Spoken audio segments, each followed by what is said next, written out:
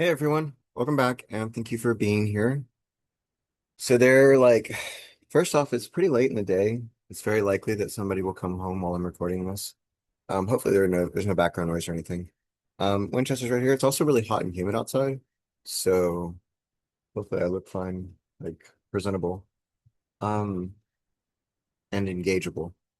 Uh, and there's also like a crap load of try to use nice language here. Crap load of wasps and bees just flying around. I guess that's the problem with not having any more spiders here. So, um, anyway, this episode is part one of a new series. We're going to be doing Jean-Luc Nancy's Of Divine Places. Um, it's a text that I presented on during graduate school. It's 40 pages. In the book, I think it was 50. It was like, or 25 in the copy that I originally worked with, maybe in the digital copy. I'm not sure. Um, There are 51 sections in it, aside from the first section that does not have any numbering. And at the end of the second numbered section is when he says that he has to fragment his argument.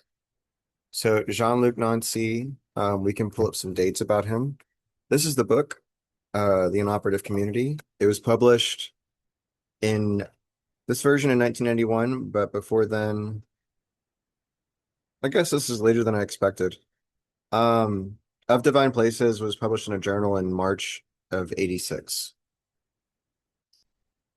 So my copy, I when I went through this the second time, the last few days, I really wanted to um try to make it that fragmentary structure more intelligible both to myself and to you guys with the materials. So I did that. Went back and it's not like I definitely feel like I understand it better and going slow helped me. And I encourage you to do the same. Um,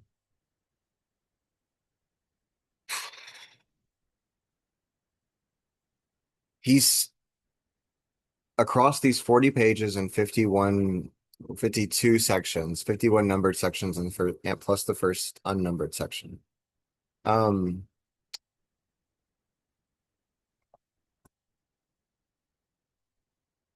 Before we do the argument, let's just say a few things about who Nancy was as a person. Um,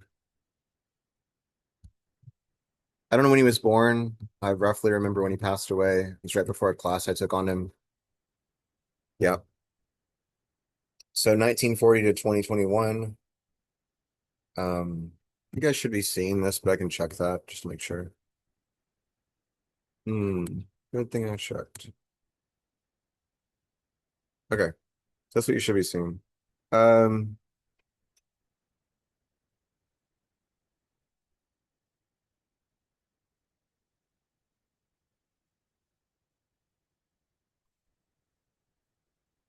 his writing emphasizes difference as well as something like community or connectedness or multiplicity or sharing being. Um, and being singular plural, which is a text I'll also be lecturing on at some point, but I don't have it prepared yet. And in many ways, I think this text was written first, so it kind of prefaces what he'll say there, um, in being singular plural. So this text does that we're going to cover of divine places. And of divine places where he starts by asking what is God. Um, but yeah, so 1940 to 2021, close out of that. You can see that the old version it was printed. I went through it just with my own ideas. They're both hosted on my website. Version second first version, second version. Um,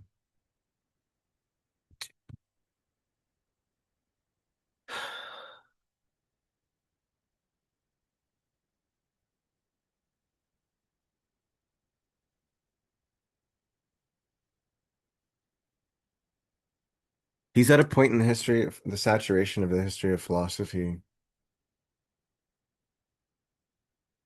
Yeah, to really make a coherent statement, he has to fragment what he wants to say. Um, the statements have to seem contradictory. An apparent appearing, God is not God. Um, yeah, they make sense when he says them. They're really complex. So we'll just have to read it together. And I'll try to emphasize some of the main ideas and themes that I notice as we read it. Um, I would say he emphasizes something like the wink instead of God as an entity.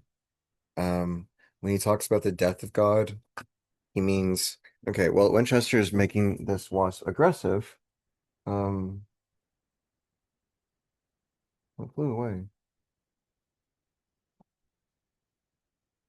You gonna get him, buddy? You normally don't want to attack wasps. I don't want to get stung.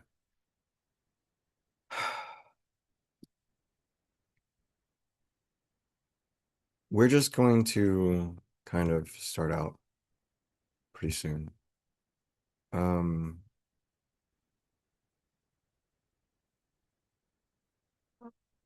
there's also flies that are all equally annoying.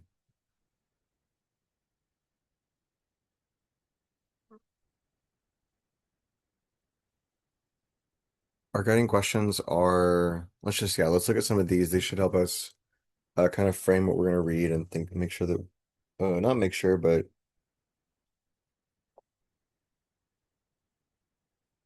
by posing these questions, I think it gets us in a headspace, all of them together, it gets us in a headspace that makes the discourse more intelligible. Okay, this is,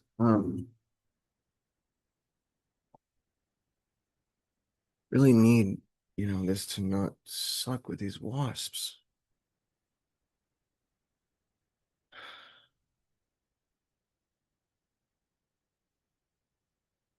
I don't even know what else he could do.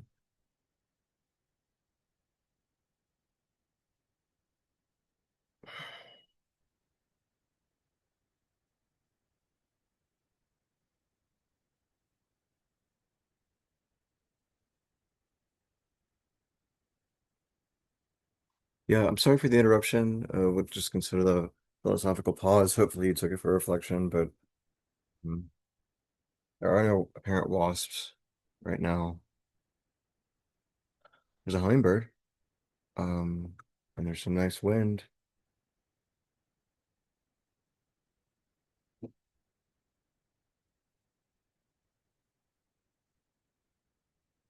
don't really see anything, flying around me.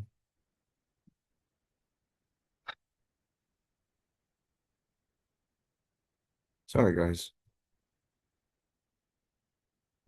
What is the significance of the wink? So instead of God being a person, God must be a gesture, an appearing or a disappearing. What is the wink? How does the wink replace the instant surface art with the face of the gods? Right. So there's a sort of he says it's not a list of things, I think, and then he says it's something else instead. So we'll pay attention to that when we get to it. Um, how does the smile of the gods occur? Yeah, yeah. So smile of the gods is, I guess probably when the face of the god or the face of the gods, whichever one, the face of a god, the face of my god, uh, appears through something else that's natural or through an idea, and in so doing is not the idea or what is natural. Um, I always think of it like a swapping out, like an instantaneous like transpositioning. Because the eternal or the God, no, not the eternal, because we have to be in time to be towards God. That's what the ado is, the unto God, the end time towards death. He has the just most insane line. Winchester, uh, you shall be granted permission to die at the face of the gods.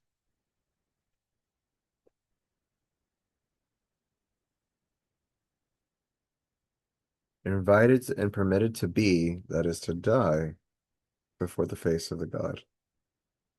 Page 124.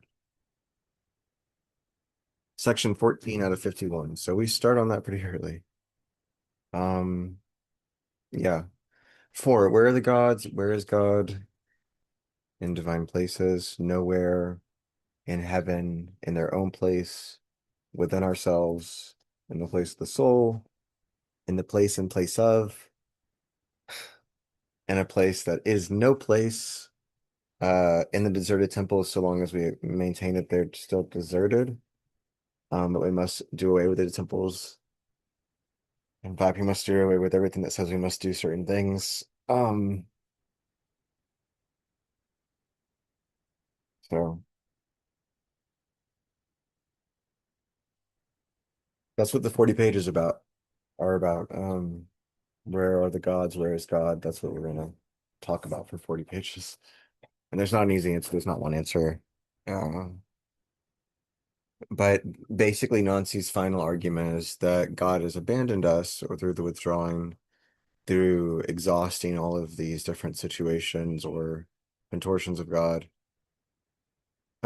Monotheism is something he treats of in the first one, in the first section, first numbered section.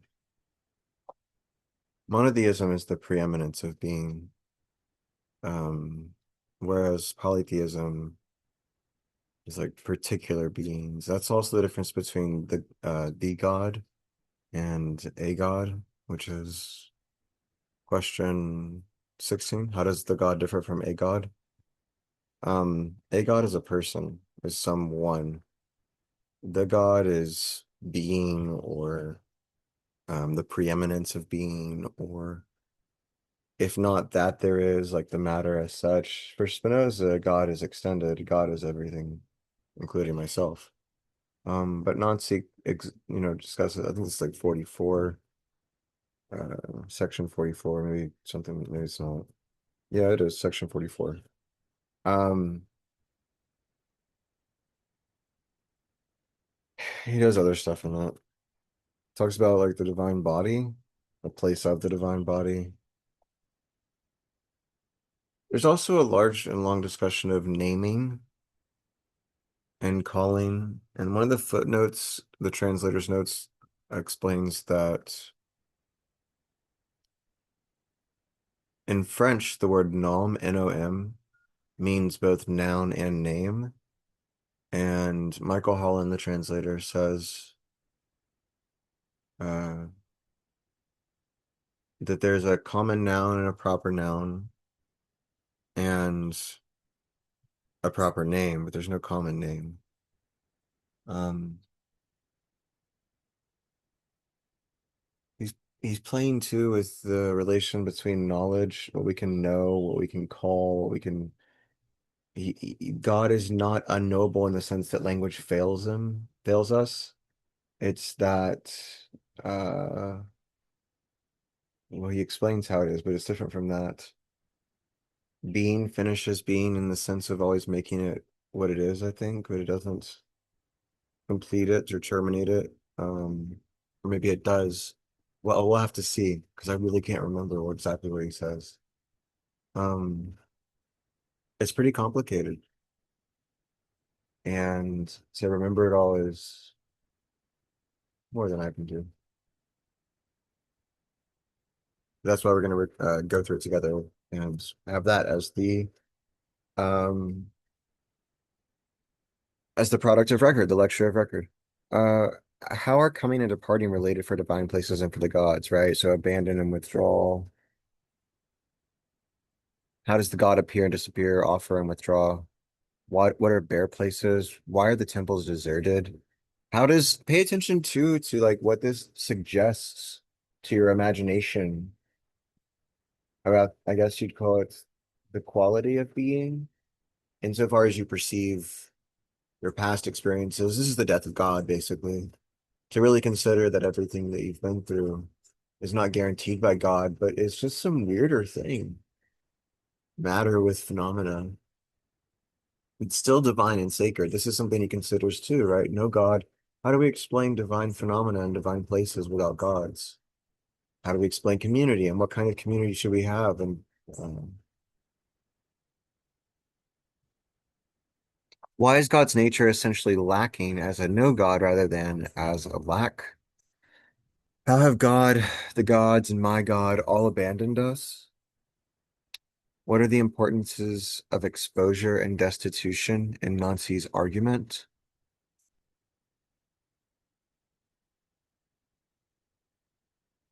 How does no presence of nothingness void allow for a God's return?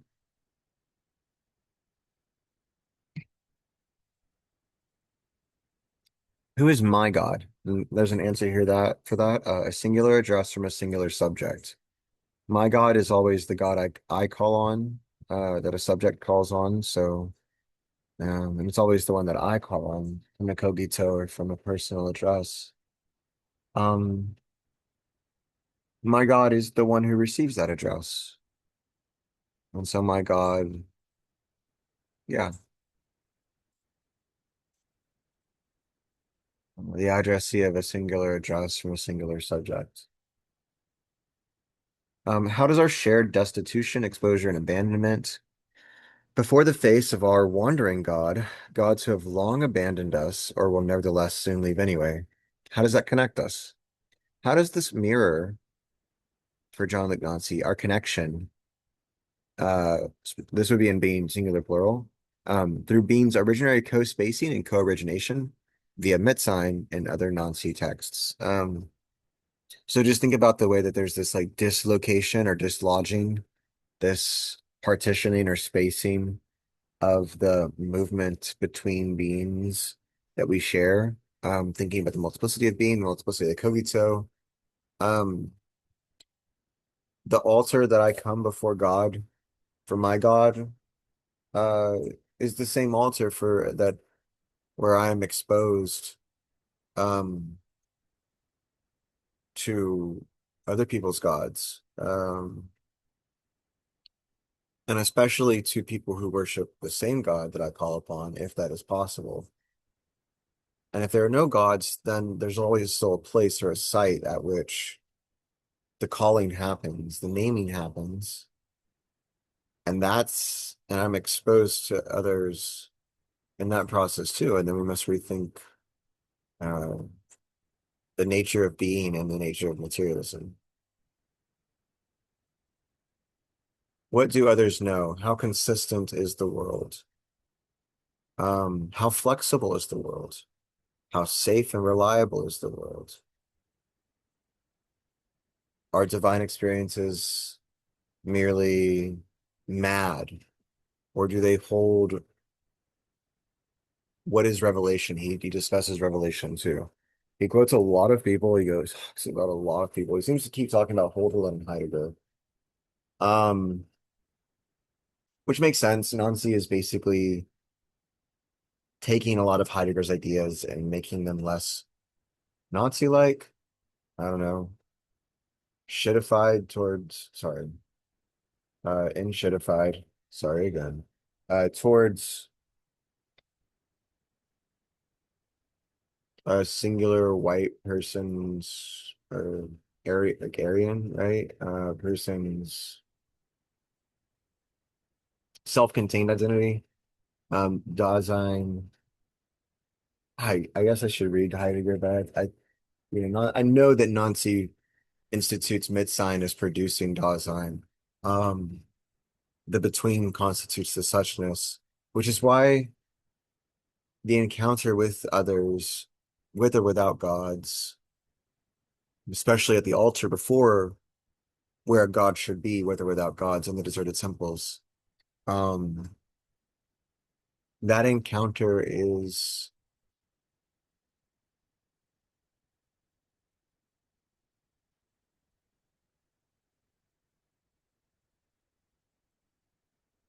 simultaneous in very strange perspectival ways. And we can leave it at that for now. Okay, how does the God and in being singular plural, one of the beautiful things, the beautiful phrases that Nancy comes to is an affair with the origin, and he talks about curiosity for others as being others as being unique accesses to the origin of being and the origin of existence, the meaning of life, so to speak. We are meaning, or the circulation of our activity and the continuing of our well-being is meaning. And meaning is what we want and make it to be. It's what we determine it to be through the discernment that comes about, the perceptions, the hermeneutic horizons that we avail upon. Uh, that's what meaning is. And we should always remain curious about meaning, and we should find multiplicitous avenues to the meaning of being, and again, the origin of being and the origin of existence, or just the origin. Origin is not a phrase that Nancy uses in the in of divine places. It's probably close to like absolute or God. And yeah, I think eventually I'd like to do lectures on his book Listening as well, after I've done being singular plural. I think they were written in that order anyway, with lots of things in between. Um, the strangeness of being and the strangeness of God are things that he discusses. He says God is not being, right? The gods might be being, but no, it's not this, it's not this, it doesn't ever really tell you what it is. He just keeps telling you what it's not.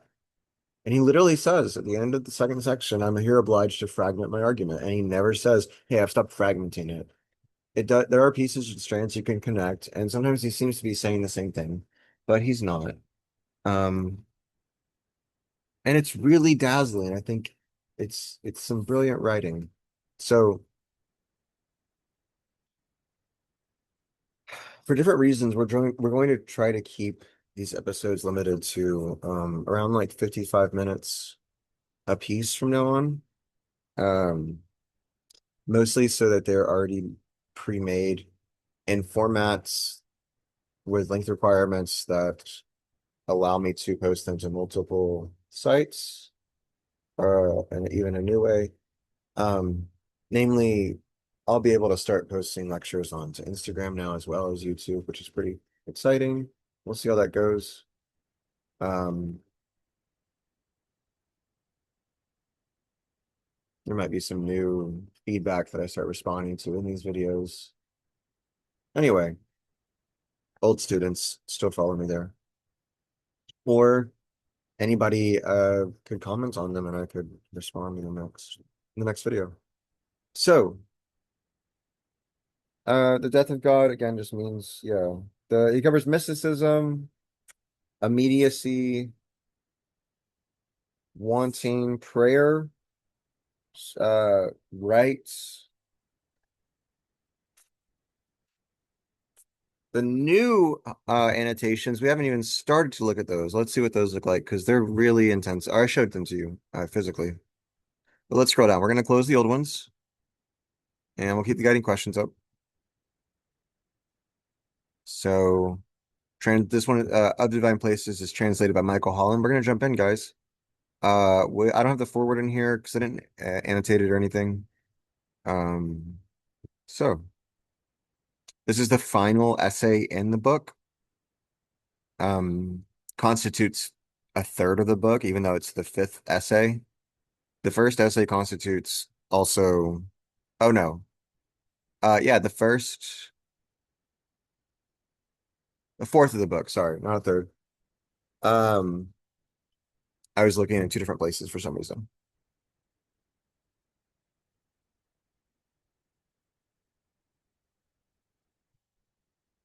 It's pretty reasonable. It's just that essays two and three are kind of shorter. Yeah, colorful, lots of landmarks on the side, main ideas and stuff like that. Should be better for us. I think people will get the most benefit from it if they go to the website and look at it themselves, follow along in the copy or print your own blank copy. There are ways to find it that you can find it online. Um, but at least in this video, we'll have the good copy too. The cleaner or the better annotations. Shout out to all my students who did this much highlighting in different colors. Big inspiration. Finally got a pack of highlighters, clearly. This is only 4 colors out of the pack. The other ones are kind of similar to these, so I didn't want to mix them up. Anyway, we're gonna get started. 25 minutes in. But we went through the main argument, I think. Um, there's this complexification of the divine experience. Uh, we don't want to think of God as a thing or as the preeminence of being. We want to think of our experience before the God, within the God, God within us, what kind of relation that means, how it reveals something about being and death, about perception and other being. It should start to make sense when we get into it.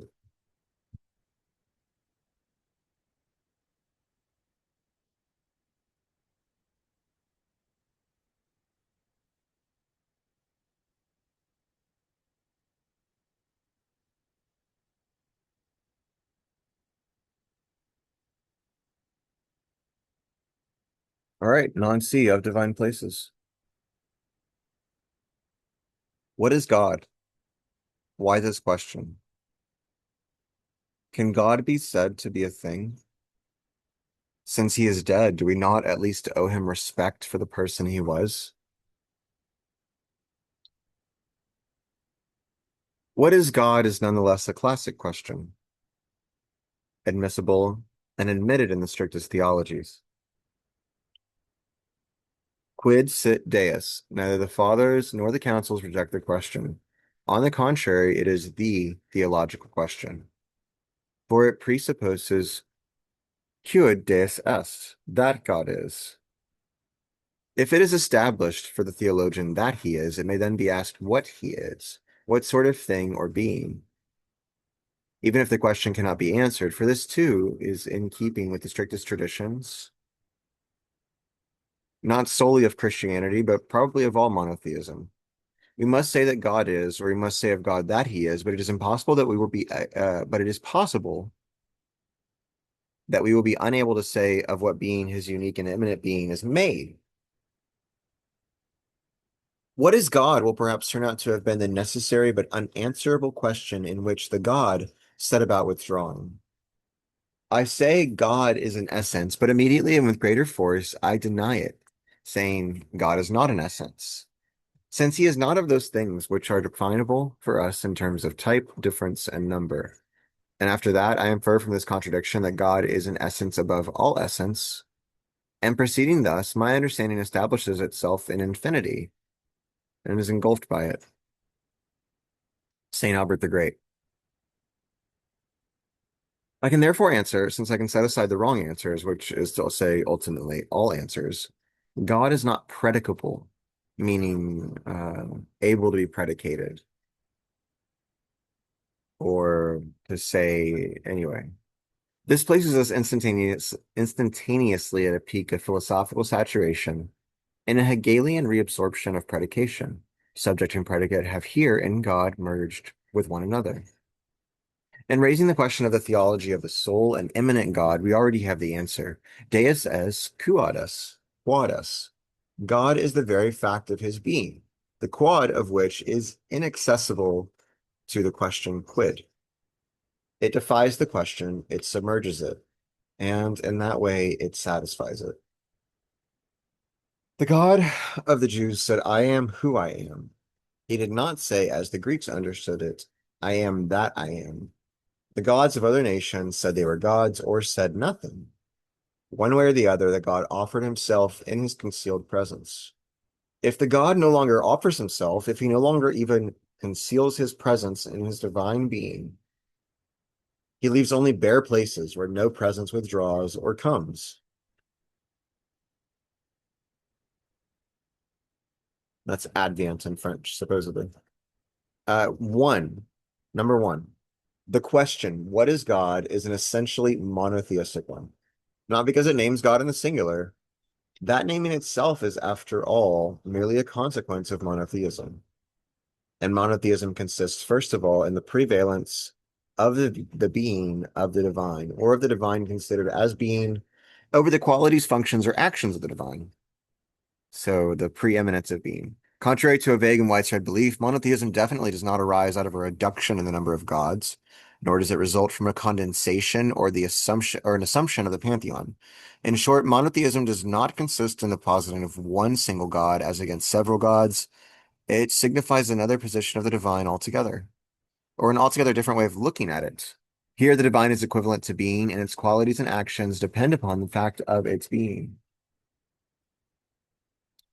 Certainly, this presupposes that being is one by definition, that we are talking about being in itself, or of the particular being of such and such a being, étant.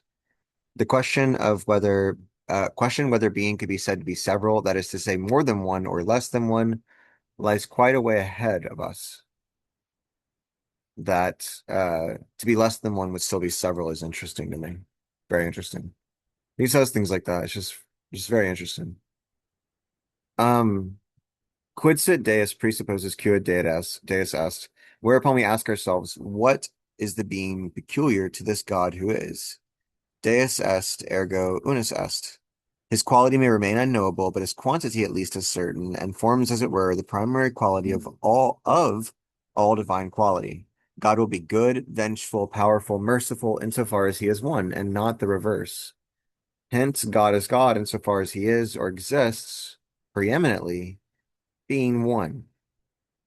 The idea of the preeminence of existence in being as one, l'être un, provides the essence of monotheism, which is not to say that monotheism always simply confuses God with being, but in it, God is at least the preeminence of being.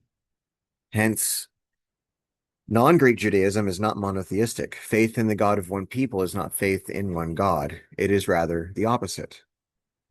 Polytheism, which takes its name from monotheism, also posits gods who are, but this being as such, they have in common with all things that are something like a paganism or some, not even a paganism. It doesn't need to be animistic in nature, but because they're not, because they can be beings that are different from other beings, right? They're not the preeminence of all being. Um, and everything has that kind of being, for Nancy. And it does not constitute the preeminence of being. What does distinguish the God, on the other hand, is first and foremost a quality common to the race of gods, immortality, uh, then one or several qualities peculiar to each one of them. In spite of this, they do not make up a group of figures of the one divine. That was a lowercase god. It's going to be hard to keep track of whether he means the god or a god in lowercase or capital. He does play with that, and I'm not always going to be able to tell you or point out or say like big god or something like that. They do all partake together of divine immortality, but this divine quality does not exist by itself, no more than for its part does the human quality of being mortal. Immortality and mortality do not exist. On the contrary, existing takes place either in a mortal or in an immortal fashion. The divine only exists in the gods, in each god insofar as he is this or that distinct god, that one who exists immortally. Apollo, Indra, or Anubis. In that case, the question must be expressed as, who is that god? It is a question concerning the distinctness of an existence, and not the preeminence of existence. That is why the question may on occasion concern new gods. Gods can turn up. Two, one of my favorite phrases, gods can turn up. Two, as Aristotle so rightly said, we should never show more restraint than when speaking of the gods, wrote Seneca. The passage by Aristotle is lost, like the gods of whom he spoke. We who come after must show all the more restraint, for we cannot escape a feeling of futility. There is no more to be said about God. Give me 1 second, you guys.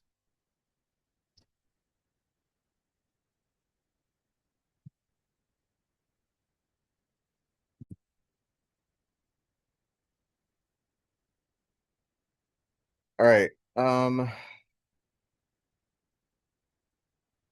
I have this fear that like in the past I have uh like paused the screen share instead of paused the recording. Um So if I've ever done that, I really hope somebody points that out in the comments sometime. I know I've paused the screen share before to like get up and get things or to think about things or like pause, try not to pause the screen share, pause the recording, but I don't know if I did it right. So anyway, somebody got home. Winchester's right here, but we're gonna keep going.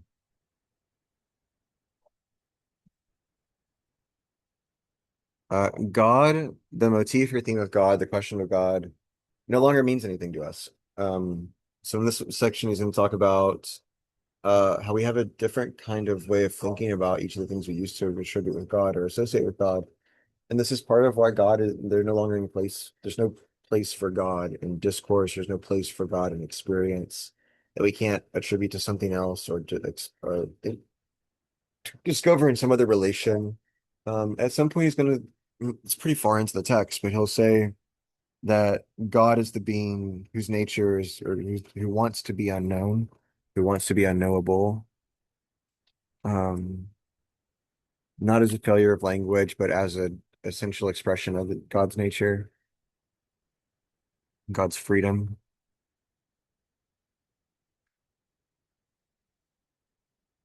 Really interesting. So it's certainly going to take us a while to get through this text.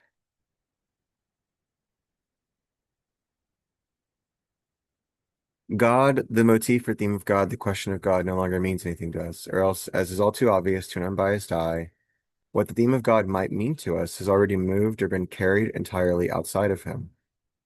Is there any statement about the divine that can henceforth be distinguished, strictly speaking, from another about the subject or its absence? Desire, history, others, autrui, the other, being, speech, la parole, the sublime community, and so on and so forth. It is as if God were in fragments, and Osiris dismembered throughout all of our discourse.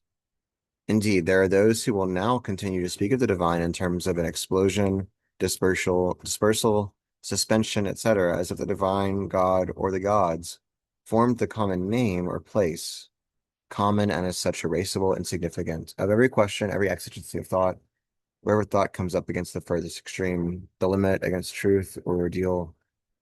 In short, wherever it thinks, it encounters something that once bore or seems to have borne at one time or another a divine name. In a pithy formula that was not in itself without force, Jean-Luc Marion once defined what he saw as the necessary encounter between the modern age and theology in terms of, quote, the principle of insufficient reason. Modernity, recognizing insufficiency everywhere in consciousness, discourse, etc., and theology, hey,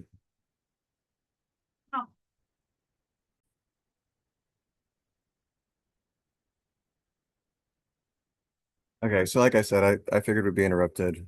Um, she's upset that I asked her not to play any music because the microphone will pick it up. But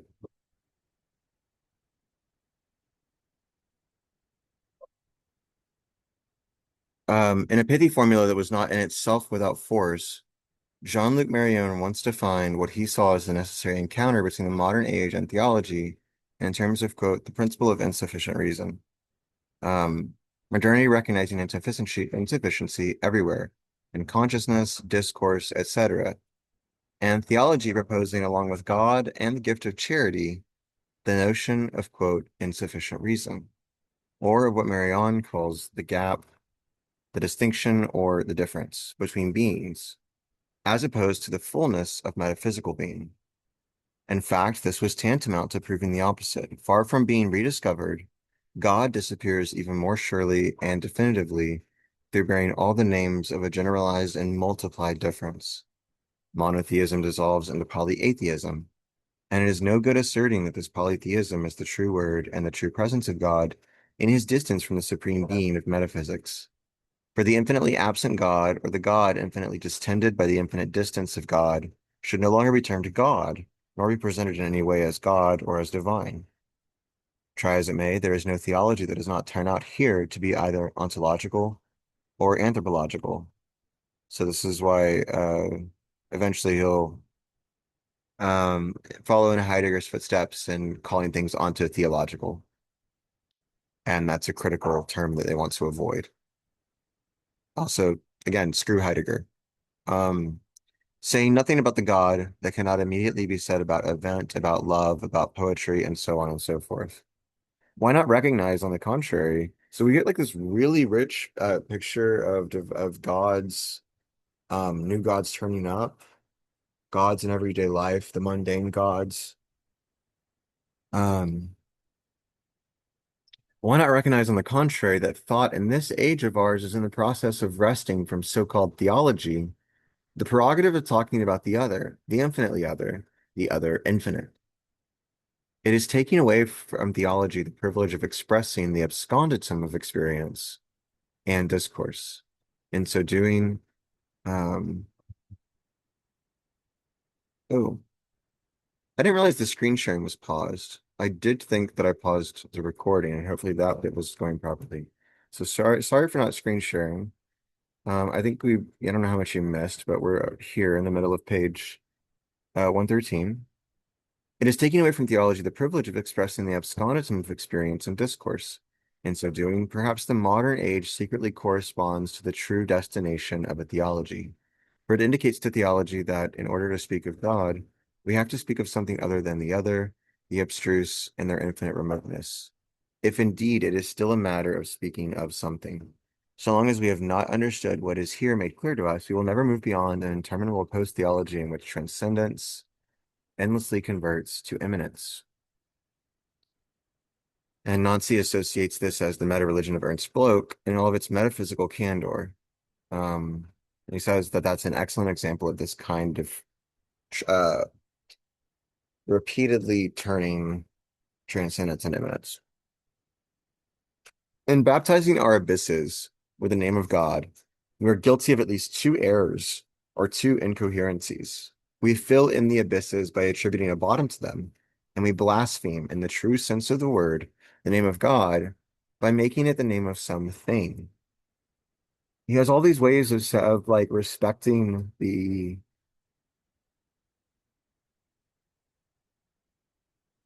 yeah, I mean, it's you can almost say the insurmountable, the incommensurability of God. Um, but then he'll say what like why that's a wrong answer as well, for these other reasons too. Um, and baptizing our abysses with the name of God, we are guilty of at least two errors or two incoherencies.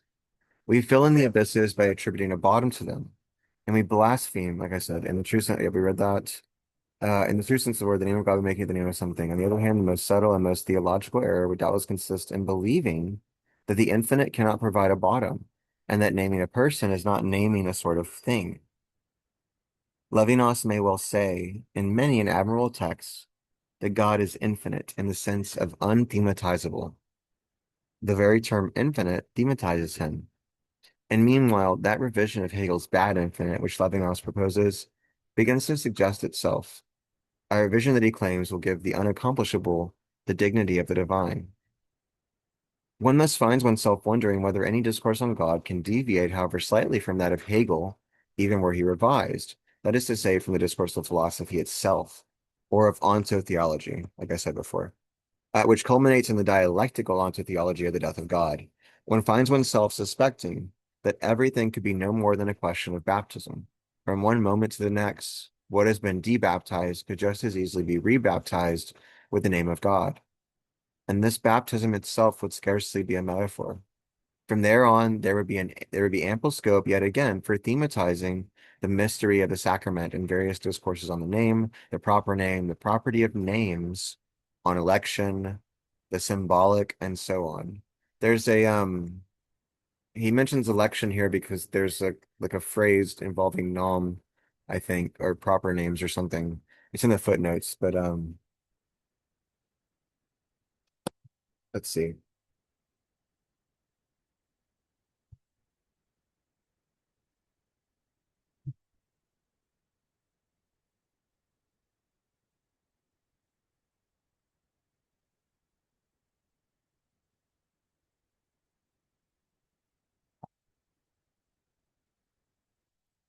He certainly mentions, but maybe it was further back. Oh yeah, it was in the in partagé devoir, casting of votes equally on both sides. So not really election. Election probably means something different, like maybe divine election or assent or being chosen by God. Probably not a political election.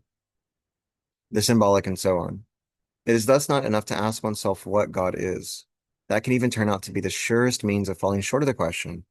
If indeed it is a question, if it still hides or still reveals a true question. So Heidegger, at one point starts to think of knowledge as something that you uncover or that is revealed. You reveal it, it reveals itself. God reveals it to you. So revelation becomes important, but revelation is this unveiling, making clear. Um,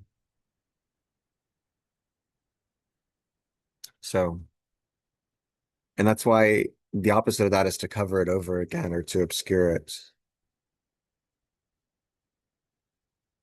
Now, it should still be fragmented or multiplicitous or differentiate. I'm not, it goes against differentiating. We'll keep going.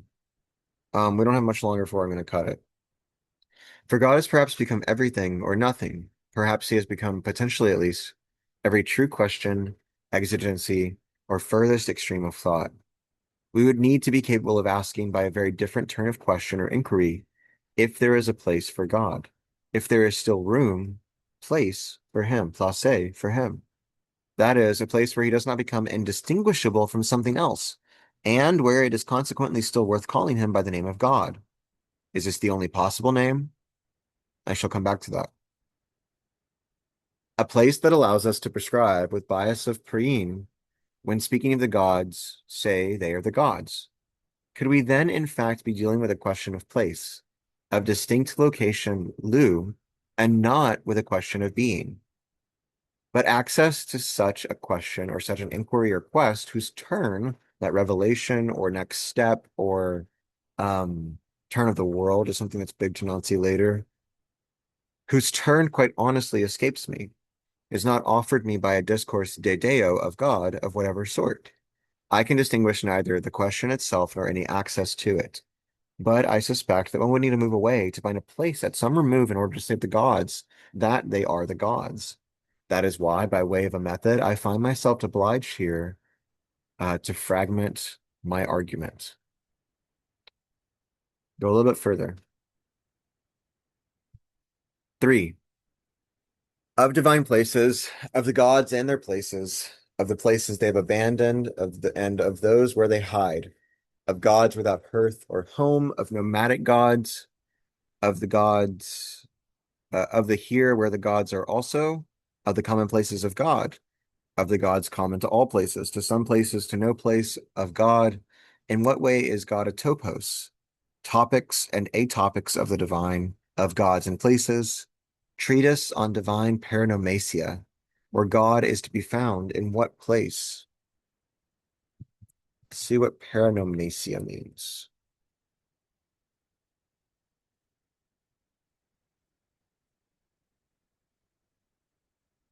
Play on words, slight name change,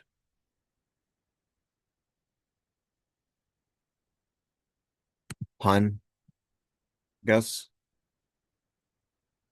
For yourself, O God of glory and majesty, you have need of no place. You live entirely within yourself. But then what are these places? That's Bossuet. But then what are these places within yourself? Right? God is entirely within himself, but where invisible does invisible mean immaterial? And if immaterial means, does it mean non-extended? And if it's non-extended, or uh, does it still have a place, its own place? What kind of place is non-extended?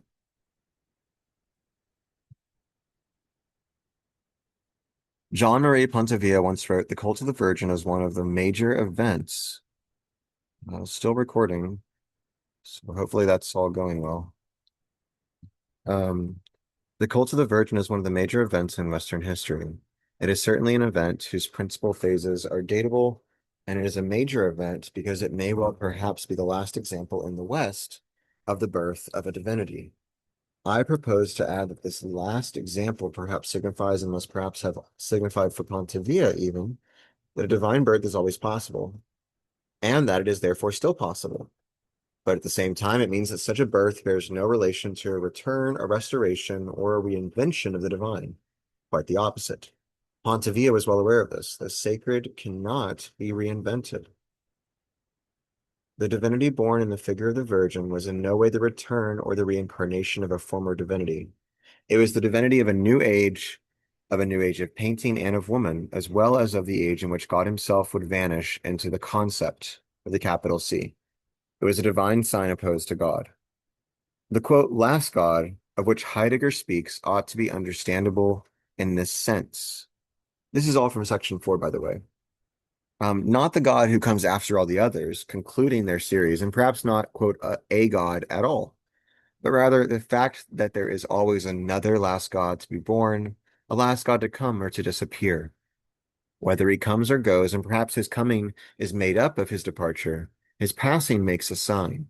He is im Vorbeigong. I don't know how to pronounce German. He is just passing or he is in passing. It is in passing that he is, which is why he has his essential mode of being in the wink.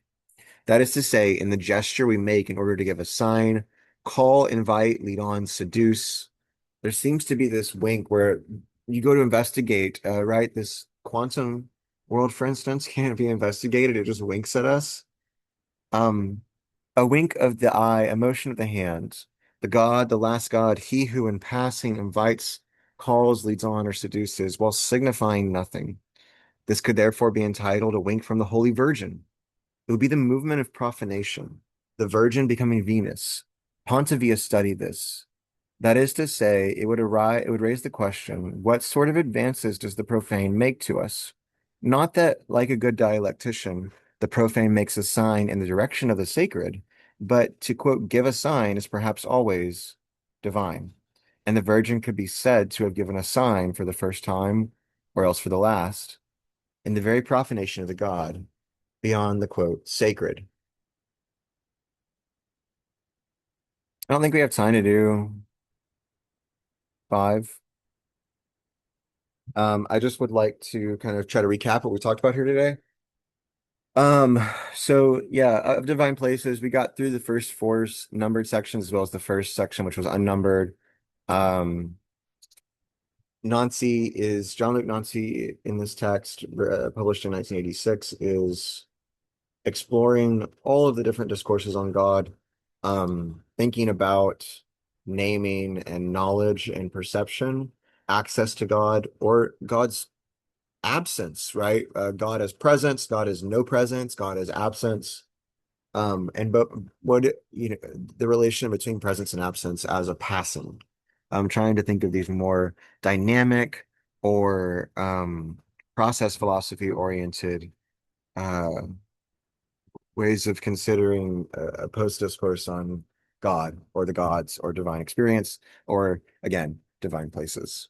So we're at 55 minutes, just over it. We're going to cut it here. I apologize for the intrusions, and I hope my attitude was appropriate and respectful. It's something I intended to do. Um, and I probably am not going to have enough quiet to record anymore today. So I'll see you guys when I see you, and that should be soon. And we'll start at number 5. So thanks for being here. No dog tax.